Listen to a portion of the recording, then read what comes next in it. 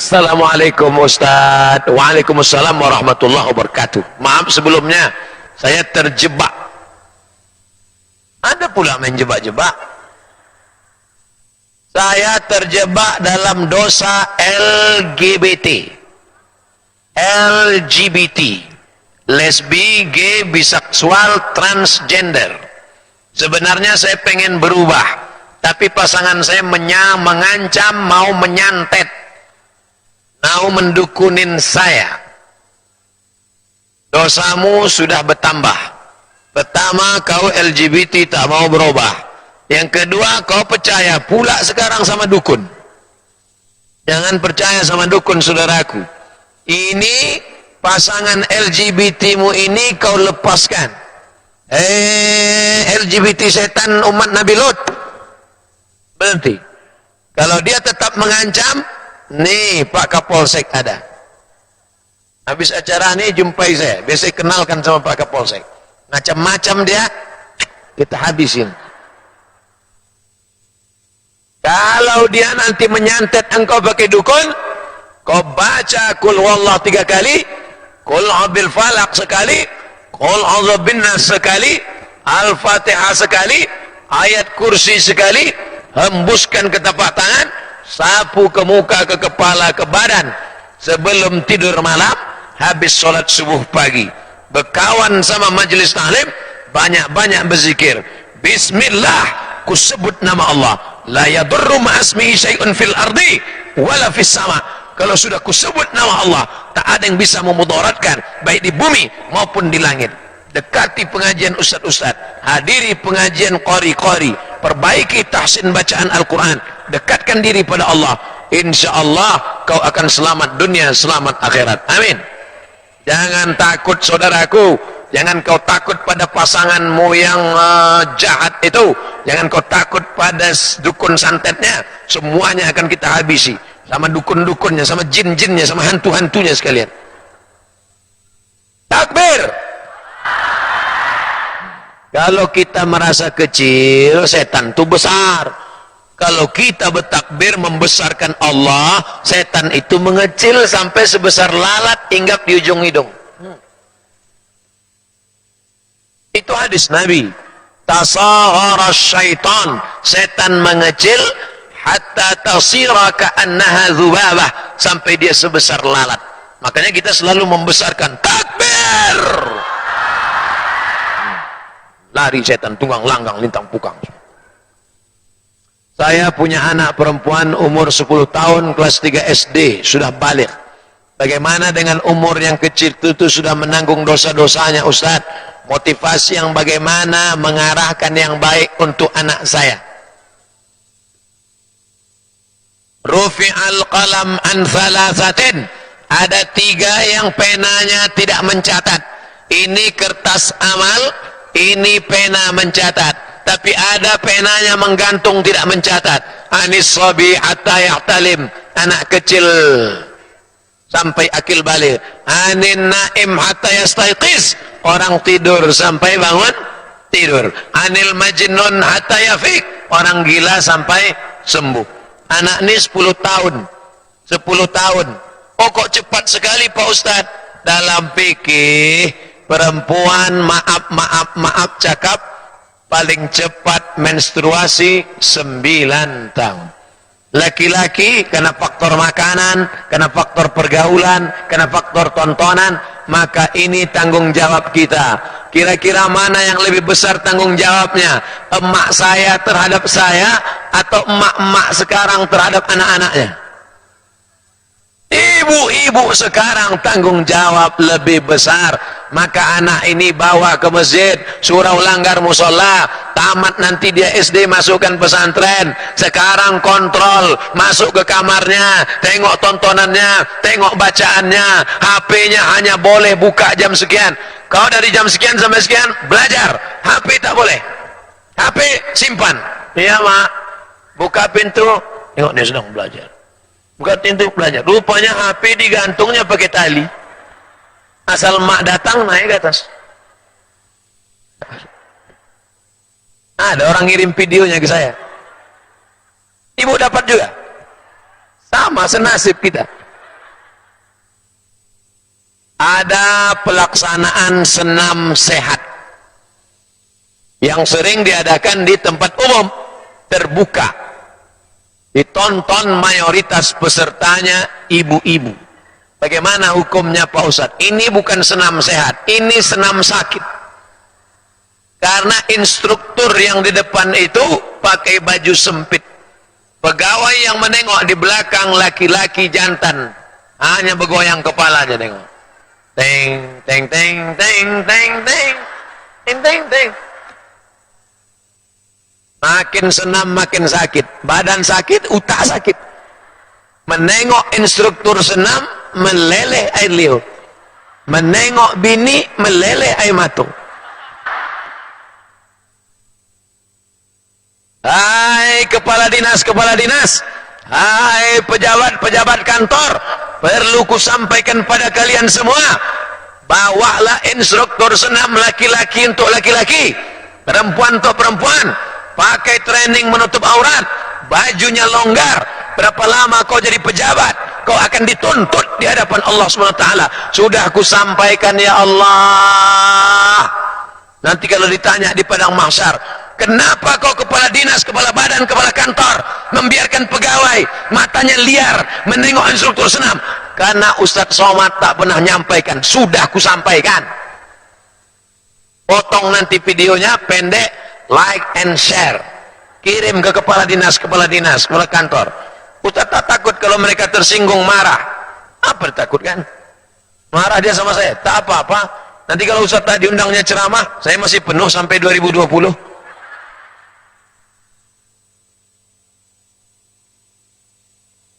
Saya punya utang pada perusahaan tempat saya kerja waktu masih muda.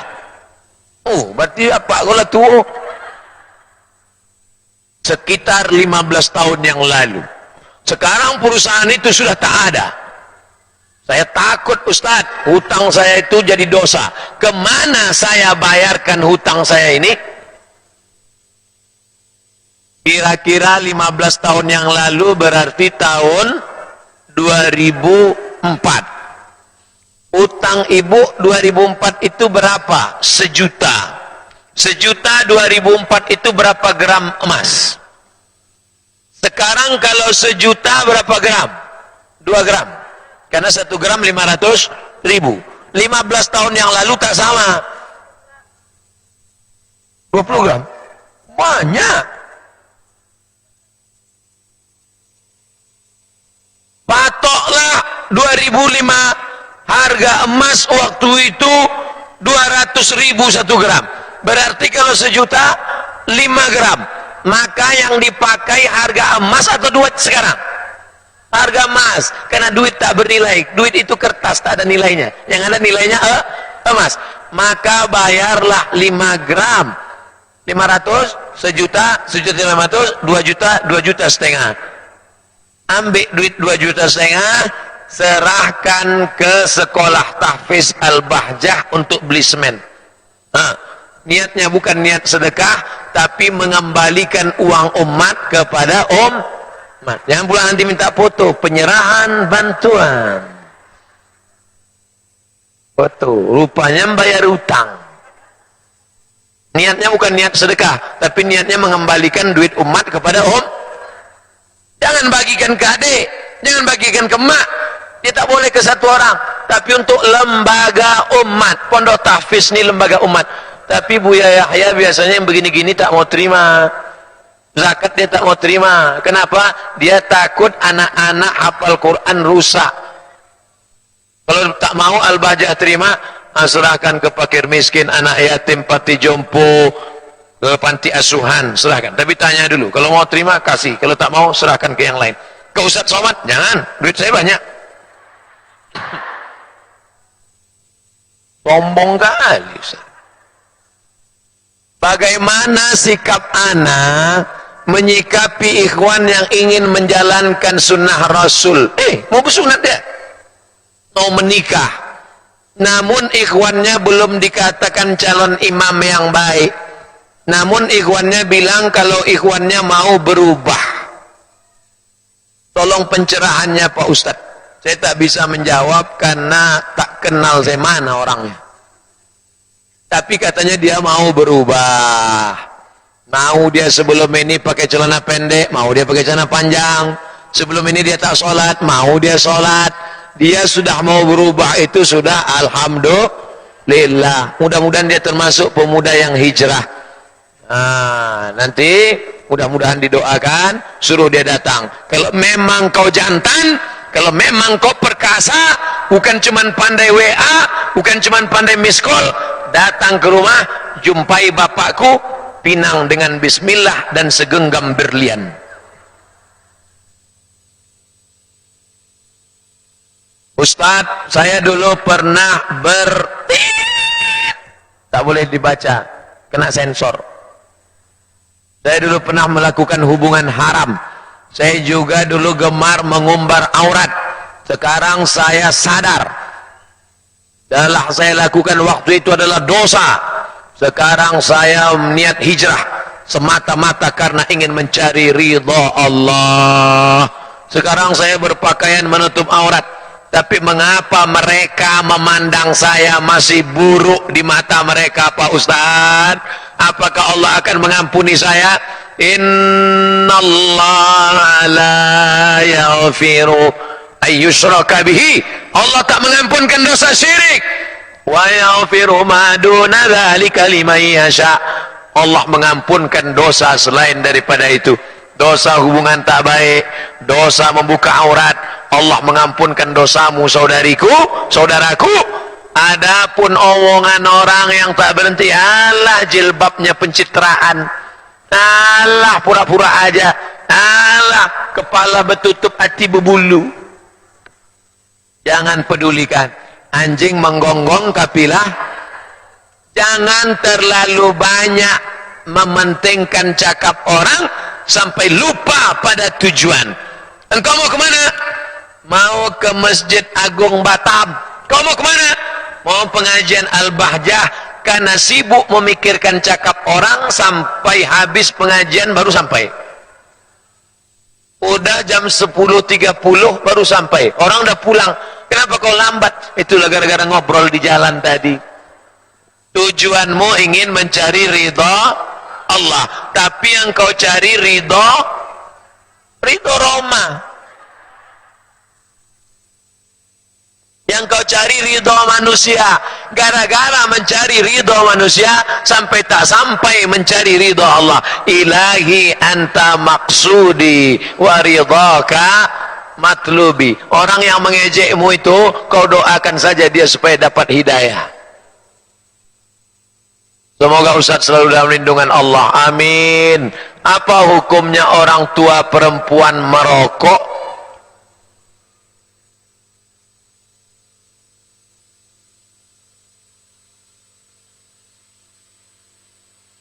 Merokok itu hukumnya kata Mufti Saudi Arabia haram.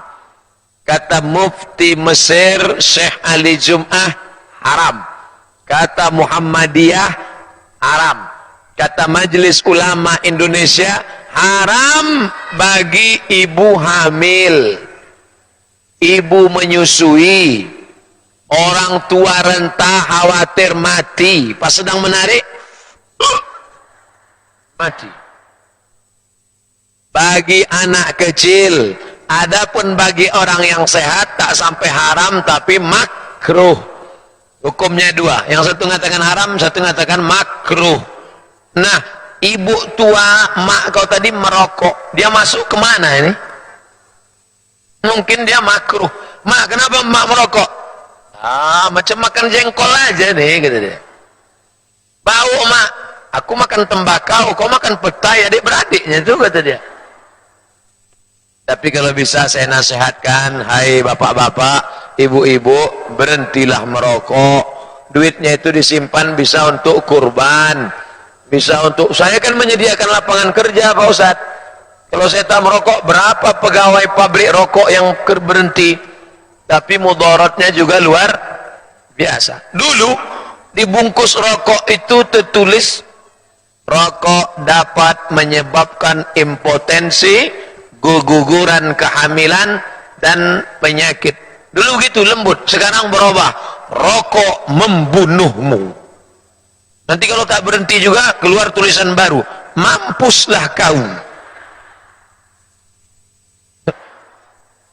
Dulu tak ada gambar-gambar, sekarang ada gambar kanker bibir.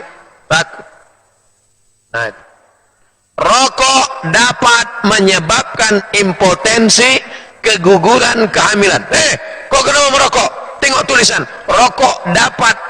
Ustadz, yang menyebabkan penyakit itu kalau rokok dapat, kalau rokok beli tidak. Pandai pula dia menjawab. Anak saya yang bungsu belum nikah. Putri saya itu mohon didoakan oleh Ustadz Somad, karena dia tak dapat hadir di sini. Semoga jodohnya cepat. Tidak cuma anak ibu, semua yang gadis-gadis yang lajang-lajang kita doakan supaya jodohnya cepat. Banyak.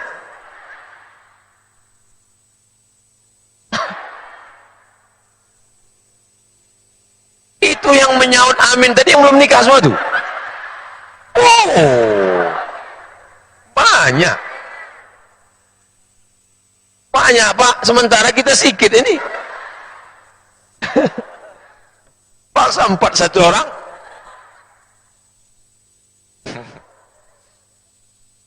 Assalamualaikum wawa. Wow 2 biji. Tak boleh disingkat-singkat. Ini bukan bahasa Indonesia. Yang boleh disingkat itu Assalamualaikum WRWB. Kalau bahasa Arab Assalamualaikum warahmatullahi wabarakatuh. Muhammad SAW tak boleh.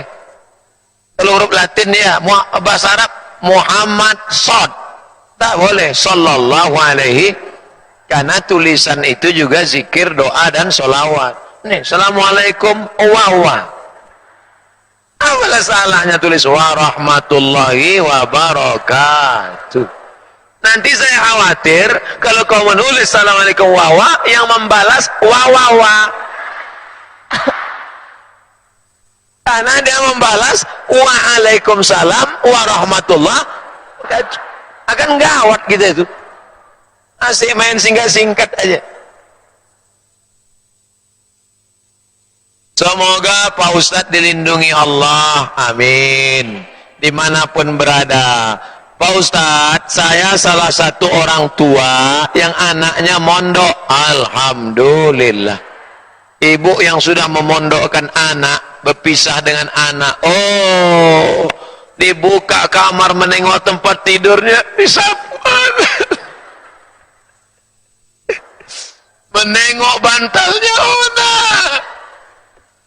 Menengok tempat duduk dia biasa makan, menangis. Sampai ke pesantrennya lebih kuat lagi menangis. Bulan pertama ditengok kasur tipis, bulan kedua hilang. Luar biasa ibu-ibu yang berani meletakkan anak ke pesantren. Mudah-mudahan ibu surga balasan ibu. Lebih baik ibu menangis sekarang daripada menangis 10 tahun lagi karena dia pecandu narkoba. Makanya kalau melepas anak ke pesantren, tepuk bahunya, cium dia, baik-baik kau belajar ya nak. Jangan menangis. Jangan menangis. Kuatkan. Kalau ada paralon salurannya sumbat. Kuatkan kau belajar sini nak. Belajar. Begitu udah keluar dari pintu gerbang, bantailah awak tisu.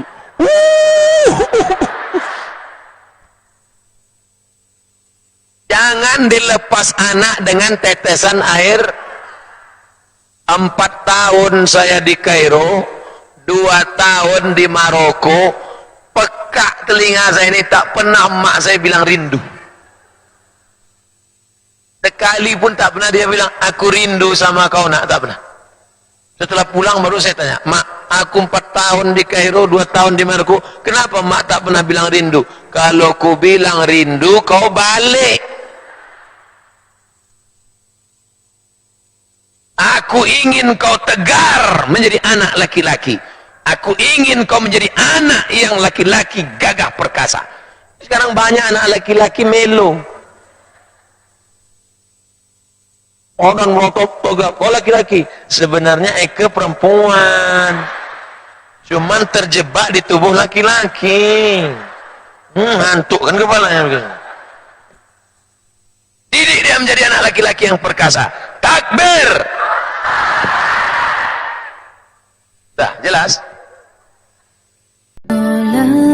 Salatullah, salamullah ala. Assalamualaikum warahmatullahi wabarakatuh.